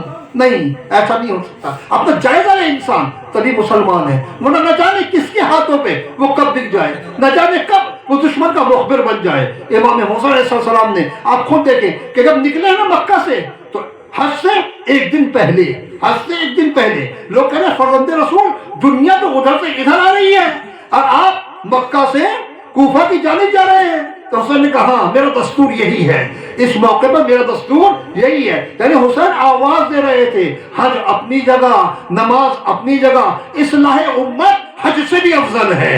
اگر واجب حج کر لیا ہے تو نکل پڑو, امت کی اصلاح کرو. کہیں ایسا نہ ہو تم لبیک لبیک کہتے رہو اور ادھر سے قبضہ ہو جائے. خانہ کعبہ جب ہی بچ سکتا ہے جب حاکم صحیح ہو, حج کی حفاظت جب ہی ہو سکتی ہے جب حاکم صحیح ہو, اور جناب ساری حفاظتیں جب ہی ہو سکتی ہیں. اگر امام حسین یزید کو کھلا چھوڑ دیتے, اب کچھ نہ کہتے, تو جو حسین کی قربانی کے بعد خانہ کعبہ میں آگ لگا سکتا ہے, آپ سوچ سکتے ہیں وہ اسلام کو کس موڑ پہ لانے والا تھا. ایک ایک کر کے سب چیزوں کو ختم کیا جا رہا تھا, تو ختم کر بھی دیتا. اس سے بڑا ختم کرنا کیا ہوگا کہ جناب وہ رسول خدا کے نواسے کا سر قلم کرنے کے بعد جو ہے اندیزے پہ سر رکھ کے جلوس نکلواتا پھرے, یعنی خیبر مدینے پر حملہ کرواتا پھرے. کبھی تاریخ اسلام کو پڑھیے, کبھی وہ چاہے کسی نے لکھے تاریخ کو پڑھیے کہ تاریخ کے اندر کیا کیا ہوا ہے, تاریخ کے اندر کیا کیا ہوا ہے. آج بھی وہی ہو رہا ہے, بس نام بدلے ہیں, شخصیات بدلی ہیں, کردار ایک ہی ہے. کردار ایک ہی, وہی کردار ہے جو کل ہو رہا تھا وہی آج ہو رہا ہے. بکنے والے بک رہے ہیں, اٹکنے والے ٹٹ رہے ہیں. حق والے کل بھی کم تھے, حق والے آج بھی کم. سلوا بڑے محمد والے حق والے ویسے میرا محمد ہے, ہم آپ کے ساتھ ہیں. جب آزمائش کا وقت آئے گا تو سب, ورنہ اگر یہ لوگ حق پرست ہوتے تو امام حسین سے یہ نہ کہتے کہ آپ مدینہ کیوں چھوڑ رہے ہیں, آپ وہاں قتل ہو جائیں گے. کہتے جہاں آپ قتل ہوں گے وہیں ہم قتل ہو جائیں گے, ہم ساتھ چل رہے ہیں. آپ فرزند رسول ہیں, لیکن اچھا قتل بعد میں بھی ہوئے, قتل واقع حق میں قتل ہوئے. آپ کے لشکر یزید نے قتل کر ڈالا, مگر انہیں وہ عزت نہیں ملی جو حسین کے ساتھ مرنے کے بعد ملتی. اگر حسین کے ساتھ شہید ہو جاتے تو علیہ السلام بنتے. یہاں تو پتہ ہی نہیں چلا, بتانا پڑا کس نے مارا کسے مارا. حسین کا روزہ آج بھی آسمان سے باتیں کر رہا ہے. اگر حسین کے کہنے پہ چل جاتے تو بہت عزت دار شہید ہوتے, لوگ ان کی قبروں کے بوسے لیتے. یعنی مرے, مرنا تو ان کا مقدر تھا مگر وہاں نہیں مرے جہاں مرنا چاہیے تھا. یا حج کے موقع پر جب آپ کہہ رہے تھے میں جا رہا ہوں تو یہ لوگ کہتے فرزند رسول حج تو اگلے سال بھی ہو جائے گا, ہم تو آپ کے ساتھ چلیں گے جو راستہ آپ دکھا دیں. تو کربلا میں انصار کی اتنی قلت نہ ہوتی. ہم نے ہمیشہ یہی کیا ہے کہ اسلام کو جو بچانے کے ذرائع ہیں ان سے چشم پوشی کی ہے. عبادات کے اندر لگ گئے, عبادات بھی ایسی عبادات جن کے اندر فکر نہ ہو, جن کے اندر فکر نہ ہو. آپ کہیں کیسی, ایک سردار پڑے محمد علی محمد خلاصہ, ہم نماز پڑھتے ہیں, نماز مکمل انقلاب ہے, نماز جو ہے مکمل انقلاب ہے. پہلی بات تو یہ کہ ہمیں جو نماز میں پڑھ رہے ہیں, میں سب فرقوں کی بات کر رہا ہوں, کسی ایک فرقے کی نہیں, بہت کم, آٹے میں نمک کے برابر ہے عوام میں, جنہیں یہ پتا ہوگا جو نماز میں پڑھا جا رہا ہے اس کے معنی کیا ہے, یہ قیام کیوں ہے, یہ رکوع کیوں ہے, یہ سجدہ کیوں ہے. بس یہ ایک ایکسرسائز کی شکل ہے. 4 رکعت پڑھنی ہے یا 3 رکعت پڑھنی ہے یا 2 رکعت پڑھنی ہے, اس کے بعد باہر جاؤ. اب لگے کیا ہے یہ نماز, پورا ٹریننگ سینٹر ہے مسجد. آج ہم کھڑے ہو, قیام, اللہ اکبر, یعنی اللہ کے لیے کھڑے ہونا. اس کے بعد الحمد یا کوئی سورہ پوری اس میں تعلیمات دی گئی ہے. اس کے بعد رکوع, رکوع کے بعد کیا کہا گیا, اللہ ہی عظیم ہے. رکوع میں کہا اللہ ہی عظیم ہے, اب وہی لائق حمد ہے, وہی ایسا جس کے آگے جھکا جائے. سجدے میں گئے تو ہم نے سجدہ کر کے بھی اقرار کیا, پہلا سجدہ اس سے بنے ہیں, دوسرا سجدہ اسی خاک میں مل جائیں گے, اب بیچ میں استغفار, یہی دنیا میں ہمارا قیام ہے. مگر ہم باہر نکل کے سب بھول گئے. نماز تو سیر و سلوک کا بہترین راستہ تھی, نماز تو قرب خدا کا بہترین ذریعہ ہے, مگر نماز کو ہم نے سوچ کے پڑھا کیا ہے. ہم نے روزے کو بھی رکھا ہے, تو روزے کے اندر کیا دیکھ لیں ہمارے حالات جو ہیں, یہ بھی ایک رسم ہے. ٹھیک ہے واجب ادا ہو جاتا ہے مگر رسم ہے. اکثر ہمارے پاس ایسے سوالات آتے ہیں, مولانا رمضان میں روزہ نہیں کٹ رہا ہے, تو اگر کوئی قوالی سن کے ٹائم پاس کر لیں یا کوئی گانا سن کے ٹائم پاس کر لیں، یعنی یہ ٹائم پاس کیا جا رہا ہے کہیں سے، گانے سے یا قوالی سے، کاہے میں روزے کے اندر، جبکہ روزہ مکمل عبادت ہے، اللہ کی طرف متوجہ ہونا ہے روزے کے ذریعے، اس بھوک کے ذریعے حشر کی بھوک کو یاد کرنا ہے، مگر ہمیں حشر کی بھوک یاد نہیں ہے، ہمیں تو افطار یاد ہے، کب یہ گھنٹے گزرے، کب یہ سیکنڈ گزرے، اب کب مولانا جو ہیں وہ سائرن بجائیں، اب کب یہ گرم گرم کھانے جو ہیں اس سے ہم لطف اندوز ہو سکیں۔ ہمارا سحری بھی ذائقہ ہے، ہمارا افطار بھی ذائقہ ہے، جبکہ حقیقت وہاں کچھ اور تھی۔ ہم دیکھتے ہیں رمضان میں وزن گھٹتا نہیں، وزن بڑھ جاتا ہے، جبکہ رمضان وزن گھٹانے آیا تھا، وزن بڑھانے نہیں آیا تھا۔ سلام ہے محمد والے ہم نے ہر چیز کو کھانے کا بنا دیا، کھانا پینا اور جاؤ نکل جاؤ، جبکہ امام حسین علیہ السلام نے اس میدان کے اندر آپ دیکھیں کیسے لوگوں کا انتخاب کیا۔ کتنے لوگ تھے آپ کے ساتھ؟ 72 مشہور ہے، 72 ویسے 250-300 تک تعداد تاریخ کے اندر مل جاتی ہے، مگر کیسے حسین نے لا کے میدان میں کھڑا کیا، ایسا تو لشکر زمین کے سینے پر اور آسمان کے سائے میں کبھی جمع ہی نہیں ہوا جیسا حسین نے جمع کر کے دکھایا۔ سلام علیہ محمد والے ثبوت ہے، بوڑھے بھی ہیں، جوان بھی ہیں، بھوکے بھی ہیں، پیاسے بھی ہیں، پانی ناممکن نہیں ہے، کھانا ناممکن نہیں ہے، جان کا بچانا ناممکن نہیں ہے، وہ ابن سعد کی آواز پہ لبیک کہنا، ادھر سے ادھر چلے جاؤ، پانی بھی ہے، کھانا بھی ہے، سب کچھ ہے، آ جاؤ، جو چاہتے ہو ملے گا۔ مگر اس غربت میں ایک لشکر کھڑا ہوا ہے اور شیطان کو چیلنج کر رہا ہے، شیطان تو کسی کو یہ بہکا سکتا ہے، جو در حسین سے وابستہ ہے انہیں نہیں بلوا سکتا، انہیں نہیں بہکا سکتا۔ تاریخ میں لکھا حسین کا نہ کوئی بوڑھا ٹوٹا، نہ حسین کے لشکر سے کوئی بچہ ٹوٹا، نہ حسین کے لشکر سے کوئی ضعیف ٹوٹا، نہ حسین کے لشکر سے کوئی جوان ٹوٹا، جو جہاں کھڑے تھے وہیں کھڑے تھے۔ مگر یہ تو ایک طرفہ ہے، ادھر حسین کے لشکر نے کردار پیش کیا، حسین نے کردار کی زبان سے پیغام اسلام پہنچایا تو ادھر سے ہر ٹوٹا، اتنا بڑا سپاہی سالار ٹوٹا، اعلان کیا یاد رکھنا کہ دولت سے سب کو نہیں خریدا جا سکتا، حسین جیسا ہو رہبر ہو تو ایسے ہی پیدا کر دیتا ہے جو دولت کو ٹھکرا کے ادھر آ جاتے ہیں، جو منصب کو ٹھکرا کے آ جاتے ہیں۔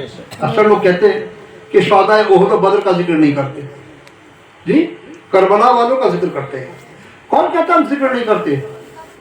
شہداء احد و بدر پہ ہماری جان قربان، شہداء احد و بدر کا راستہ ہے جس کے اوپر شہداء کربلا چلے، اس سے سب کا راستہ ہے، شہداء احد و بدر شہداء کربلا کا راستہ ایک ہے، مگر لشکر کے اندر فرق ہے، دونوں لشکروں کے اندر فرق ہے۔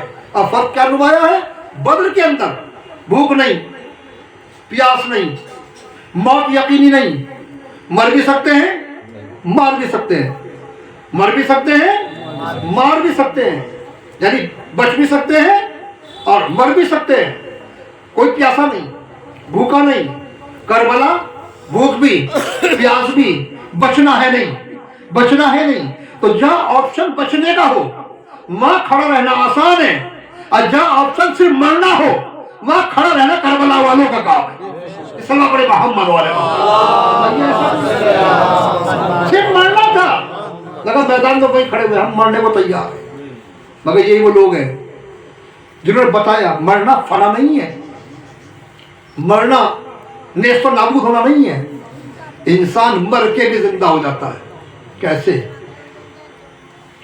اپنے پیغام کے ذریعے، اپنے انقلاب کے ذریعے۔ مثال کے طور پر بہت سے علماء نے کتابیں لکھی، وہ مر گئے نا، صدیاں گزر گئیں، مگر وہ زندہ کہیں سے ہیں؟ اپنی کتابوں کے ذریعے، اپنے علم کے ذریعے وہ لوگ آج بھی موجود ہیں۔ امام حسین علیہ السلام اول تو قرآن کریم گواہ ہے کہ شہدائے راہ خدا زندہ ہے۔ اچھا پھر میں آگے یہ بات مدد والی، بھائی زندہ آدمی مدد پہ قادر ہوتا ہے کہ نہیں؟ قرآن نے زندہ کہا یا مردہ کہا ہے؟ قرآن نے کہا ہے زندہ، اور زندہ کی خاصیت یہ ہے کہ مدد کے اوپر کم سے کم زندہ تو قادر ہوتا ہے، اور آپ ہم سے ثبوت مانگ رہے ہیں، قرآن کہہ رہا مردہ تصور بھی نہ کرنا، مردہ جو ہے تصور بھی نہ کرنا۔ پھر اس پر سوال اٹھ جاتے ہیں پھر ان کی بیویوں نے عدت کیوں کی، اس کے بعد نکاح کیوں کیا؟ اس لیے ہی کیا کہ ان کی روح اور اس جسم میں وقتی طور پر جدائی ہو گئی ہے، مگر فنا نہیں ہوئے، زندہ ہیں، तसव्वुर भी ना करना। और इतना ज़बरदस्त अपनी कुव्वत समात के मालिक है कि 3 सलाम जब मुसलमान पढ़ता है, अस्सलामु अलैका अय्युहन नबी व रहमतुल्लाहि व बरकातुहू, करोड़ों अरबों मुसलमानों का सलाम जो है मदीने में सुन लेते हैं। कुछ उनके साथ भी बंदे हैं, अस्सलामु अलैना व अला इबादिल्लाहिस सालिहीन, सलाम हो आप पर आए अल्लाह के साले बंदो। तो कुछ बंदे हैं जो सलाम सुन लेते हैं, तो जो सलाम सुन लेते हैं वो हमारे हक में दुआ भी कर देते हैं, और उसी दुआ का नाम मदद करना है। सलाम पढ़े मोहम्मद वाले मोहम्मद, उसी दुआ का नाम जो है वो मदद कर रहा है। लेकिन उससे पूछना जो मदद मांग रहा है वो किस नियत से मांग रहा है। ये हुसैन इब्न अली उस मैदान के अंदर खड़े होकर बता रहे हैं कि देखो उम्मत को ऐसा होना चाहिए, उम्मत को ऐसा होना चाहिए। और यकीनन जब कोई उस रास्ते पे चलता है तो 80 साल की उम्र में खुमैनी अमेरिका के लिए चैलेंज बन जाते हैं। आज आप देखें आयतुल्लाह खामनई पूरे यूरोप के लिए चैलेंज बने हुए हैं। हसन नसरुल्लाह आज देखें आप दुनिया से चले गए, मगर कैसी क़यादत छोड़ के गए कि इजराइल जैसा शाकिर ये कह रहा है कि लगता है मरे नहीं, क्योंकि हिजबुल्लाह की क़यादत बता रही है कि क़यादत करने वाला जिंदा है। यानी आप देखें ऐसी तरबियत का कर जाना तो पता चला कि उम्मत का बेहतरीन खैर ख्वाह वो है तो इस उम्मत की ऐसी तरबियत करे कि मेरे बाद भी कोई इस उम्मत के काम आती रहे, कोई इस उम्मत के काम आते रहे। फ़कत जो है जिक्र से काम चलने वाला नहीं है, इतने जिक्र के साथ फिक्र की शमा रोशन। मतलब आज की रात हम तो यकीन जाने जो भी जिक्र करते हैं, जो भी हम तस्करा करते हैं, हमें तो इसके बदले कुछ मिल जाता है। चाहे वो इज्जत से बैठने को कुर्सी मिले, चाहे वो तबर्रुक मिले, चाहे वो पैसे की शक्ल में मिले, मगर खिदमत तो दीन की वो कर गए जिन्होंने दीन को दिया है, दीन से लिया नहीं। दीन की असल खिदमत गुजारते हज़रत अबू तालिब अलैहिस्सलाम, जिन्होंने रसूल की नुसरत की है मगर दीन से कुछ लिया नहीं।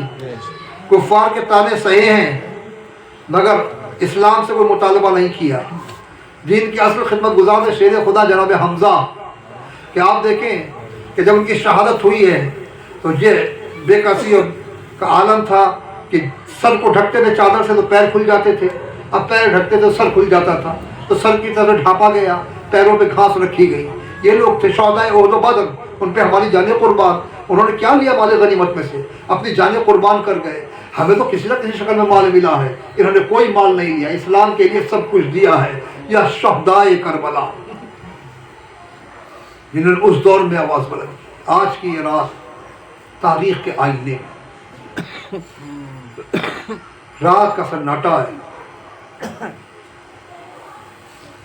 और गवर्नर मदीना का कासिद आता है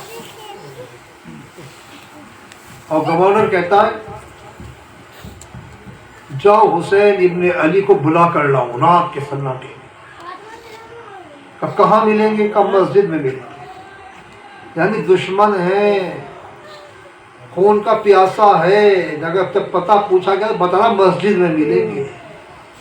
हुसैन घर नहीं मिलेंगे। रात के सन्नाटे में जो मस्जिद का पता तो बताया गया था, वहाँ पहुँचता है, देखा अब्दुल्ला इब्न जुबैर और इमाम हुसैन मस्जिद में मौजूद है। इमाम हुसैन से कहता है आपको हाकिम वक्त ने अभी बुलाया, और जाके कह दो हम आ रहे हैं, तुम्हारे साथ नहीं जाएंगे, क्योंकि अदब के खिलाफ है कि जैसे कोई गिरफ्तार करने आया तो नहीं, तुम जाओ कह दो बातें। उसको भी पता है जब कहेंगे वो करेंगे, आएंगे ज़रूर। अब्दुल्ला इब्न जुबैर ने कहा फर्जंद रसूल इस रात के सन्नाटे में बुलाना लगता है उसकी नीयत में कोई खोट है। अब कुछ भी हो मगर हम जाएंगे, हमने वादा किया है तो हम जाएंगे। इमाम मस्जिद से उठे घर आते हैं। अब सन्नाटे में जब घर में कुछ चहल पहल होगी तो घर वालों की आंखें भी खुलेंगी। ज़ैनब जाग गई, बेदार हो गई। ये भैया रात के सन्नाटे में जंगी लिबास क्यों पहन रहे हैं, तलवार क्यों लगा रहे हैं? इसका मतलब कोई खतरा है। अब ज़ैनब उठी तो और अफराद भी उठना शुरू हो गए। बनी हाशिम में आसपास कोई ऐसा नहीं जो बेदार ना हो गया। और फर्जंद रसूल कहाँ जा रहे हैं? कहा मुझे हाकिम ने बुलाया है, कहा हम तन्हा नहीं जाने देंगे, हम साथ चलेंगे। कहा देखो बुलाया मुझको है, अंदर फ़कत मैं जाऊँगा, तुम दरबार के बाहर रुक जाना। हाँ अगर मेरी आवाज़ बुलंद हो तो अंदर चले आना, मगर मेरे साथ नहीं। जो वादा है मैं अपने वादे पूरा ना होगा। इमाम जाते हैं, بنی ہاشم ساتھ ہیں، سب کو دروازے پر روکا، محل کے اندر داخل ہوئے، مروان اور گورنر مدینہ ایک تخت میں بیٹھے ہوئے ہیں، دونوں اپنی میٹنگ کر رہے ہیں، جبکہ ان دنوں ان دونوں میں ناراضگی چل رہی تھی، مگر امام حسین علیہ السلام نے وہاں بھی پیغام دین دیا، فرماتے ہیں اچھا ہوا تم دونوں میں دوستی ہو گئی، میں نے سنا تھا تم آپس میں ناراض ہو، مسلمانوں کو آپس میں ناراض نہ رہنا چاہیے۔ اس کے بعد کہتے ہیں مجھے کیوں بلایا؟ کہا آپ کو پتہ ہونا چاہیے کہ حاکم شام معاویہ کا انتقال ہو گیا۔ آپ نے کہا انا للہ و انا الیہ راجعون، پر ہم کو دنیا سے جانا ہے، آگے کیا ہے؟ کہا یہ یزید کا خط ہے، آپ سے بیعت کا مطالبہ ہے، پڑھو کیا لکھا ہے۔ اب اس کی ہمت نہیں خود پڑھ دیں، آپ خود پڑھ لیجیے۔ آپ نے خط پڑھا کہ یا تو حسین سے بیعت لو، اگر بیعت نہ کرے تو سر قلم کر کے ابھی روانہ کر دو جب ہمارا خط ملے۔ آپ نے خط کو پڑھا، ارشاد فرمایا کہ مجھ جیسا آدمی ہے رات کے سناٹے میں بیعت کرے، مسجد نبی میں آنا صبح کو جب پتہ چلے گا، وہاں سب کے سامنے بات رکھنا۔ یہ گورنر مدینہ اتنا ضرور نرم ہے کہ ہاں فرزند رسول کوئی بات نہیں، صبح بات ہو جائے گی۔ تو مروان فوراً کہتا ارے حاکم یہ کیا ظلم کر رہا، اگر حسین اس وقت نکل گئے تو بغیر جنگ کے ہاتھ نہیں لگیں گے، بہتر یہ ہے یا تو بیعت لے لے یا سر قلم کر کے ابھی یزید کے پاس روانہ کر دو۔ اتنا سننا تھا علی کے لحال کو غیظ آ گیا، تاریخ کے جملے پلٹ کے کہا اور نیلی آنکھوں والی عورت کی اولاد، تیری اتنی ہمت، ہم کو موت سے ڈراتا ہے، ہمیں مرنے سے ڈراتا ہے۔ ادھر حسین کی آواز بلند ہوئی اور یہ آواز گھر سے باہر پہنچی، عباس اندر داخل ہوئے، علی اکبر اندر داخل ہوئے، بنی ہاشم اندر داخل ہوئے، سب کی تلواریں ننگی تھی۔ آقا کس نے تکلیف پہنچائی؟ کہ ہم لڑنے نہیں آئے، چلو جو ہوا تھا میں نے اس کا جواب دے دیا۔ حسین سب کو لے کر عافیت کے ساتھ اپنے گھر کی طرف آتے ہیں، دیکھا گھر کے دروازے پہ جہاں زینب کو کھڑا چھوڑ گئے تھے نا، زینب وہی کھڑی ہوئی ہے۔ کہا بہن تم اندر نہیں گئی، اتنے وقت سے کھڑی ہو؟ بھیا حاکم نے بلایا ہے، میرے دل کو سکون نہیں، نہ جانے اس کی نیت کیسی ہے، میں آپ کی محبت میں کھڑی ہوئی ہوں۔ زینب کے سر پہ حسین نے ہاتھ رکھا، اندر داخل ہو گئے۔ میں کہوں گا زینب، اے زینب یہ تو مدینہ ہے، حسین کے ساتھ سب موجود ہیں، ارے کربلا میں کیا ہوگا جب گھوڑا خالی آئے گا، حسین نہیں آئیں گے، اور اپنی آنکھ سے آپ دیکھیں گی کہ حسین کی گردن پہ خنجر روا ہوگا، اور شمر جو ہے وہ سینے کے اوپر بیٹھا ہوا ہوگا۔ عزیزو 28 کا دن آ گیا، راوی کہتا ہے میں نے دیکھا کہ دیکھو مدینے والے نبی کے نواسوں کو کیسے رخصت کرتے ہیں، کہ مجھے پتہ بھی نہیں تھا کہ آج نبی کا نواسہ رخصت ہو رہا ہے۔ میں نے دیکھا مدینے میں ہر کوئی پریشان ہے، پوچھا یہ مدینے کی گلیوں میں ایک چہل پہل سناٹا، ایک غم کا ماحول کیوں ہے؟ کہ نبی کا نواسہ مدینہ چھوڑ رہا ہے۔ کہ میں دیکھوں تو صحیح مدینے والے کیسے رخصت کرتے ہیں۔ اب اس کا بیان ہے کہ میں نے دیکھا کہ بیت الشرف کے سامنے کچھ اونٹ لائے گئے، ان پہ اماریاں رکھی ہوئی ہیں، ان اونٹوں کو بٹھایا گیا۔ کہ میں نے دیکھا ایک بی بی نکلی، وہ لباس میں ردا میں لپٹی ہوئی تھی، ایک جوان آگے بڑھا، اس نے اس کا بازو پکڑا، اماری میں بٹھا دیا۔ پوچھا یہ بی بی کون ہے؟ کہ یہ حسن مصطفیٰ کی زوجہ ہے، ان کو سوار کرنے والا ان کا بیٹا قاسم ہے۔ کہ اسی طرح بیبیاں نکلتی رہی، کسی کو بھائی سوار کرا رہا تھا، کسی کو بیٹا سوار کرا رہا تھا، اور حسین کرسی پر بیٹھے ہوئے تھے۔ مگر میں نے دیکھا جب ایک بی بی آخر میں نکلی تو بنی ہاشم کے جوان کھڑے ہو گئے، حسین کرسی چھوڑ کے کھڑے ہو گئے، عباس آگے بڑھے، حسین آگے بڑھے۔ میں نے پوچھا یہ کون بی بی ہے؟ کہا تمہیں پتہ نہیں نبی کی نواسی زینب اماری میں سوار ہو رہی ہے، حسین اس کا احترام کرتے ہیں، حسین نے اس لیے کرسی چھوڑی ہے۔ عزیزو یہ 28 رجب کی زینب تھی کہ بنی ہاشم کھڑے ہوئے تھے، عباس جیسا بھائی کھڑا ہوا تھا، حسین جیسا جوانان جنت کا سردار کھڑا ہوا تھا، ایک 10 محرم کی زینب تھی کہ وقت آس بھائی کا گلا کٹ رہا تھا، ایک ٹیلے میں کھڑی ہو کے آواز دے رہی تھی اے پسر سعد، ارے تو دیکھ رہا ہے نبی کے نواسے کا سر قلم کیا جا رہا ہے۔ یہ 10 محرم کی زینب تھی جس کی ردا روکے نیزہ میں چھینی جا رہی تھی، یہ 10 محرم کی زینب تھی جس کی کمر پہ درے لگ رہے تھے، ہاتھ بندھے ہوئے تھے۔ اگر کوئی پوچھے خطا کیا ہے تو خطا ایک ہی تھی، محمد کی نواسی ہے، فاطمہ کی بیٹی ہے، علی کی نور نظر۔ اللہم لن قتلت الحسین وصحبہ۔ یا اللہ یا اللہ یا اللہ یا اللہ یا اللہ یا اللہ یا اللہ یا اللہ یا اللہ یا اللہ پالنے والے جو محمد والے محمد کا واسطہ ہمارے قلیل سے والا قول فرما گناہان کبیر و صغیر کو معاف فرما جہاں جہاں مومن مومنات آباد اس کی جان کی مال کی عزت و آبرو کی حفاظت فرما اس امت کی صفوں میں اتحاد قائم فرما پالنے والے حماس کو طاقت عطا فرما حزب اللہ کو طاقت عطا فرما اسرائیل کو امریکہ کو اس کے اتحادیوں کو نیست و نابود فرما پالنے والے مسجد اقصی کو ان یہودیوں کے ناپاک ہاتھوں سے نجات دلا پالنے والے تجھے محمد و آل محمد کا واسطہ ہمارے بیماروں کو شفاء کلی عطا فرما محرومین کی مغفرت فرما بے روزگاروں کو روزگار عطا فرما پالنے والے تجھے محمد و آل محمد کا واسطہ ہمیں پاکیزہ خیرات عطا فرما گناہوں کو چھوڑنے کی توفیق عطا فرما ہماری نسلوں کو پاکیزہ قرار دے پالنے والے تجھے محمد و آل محمد کا واسطہ اپنی حجت کے ظہور میں تعظیم فرما ہمیں ان بڑے نظر میں شمار فرما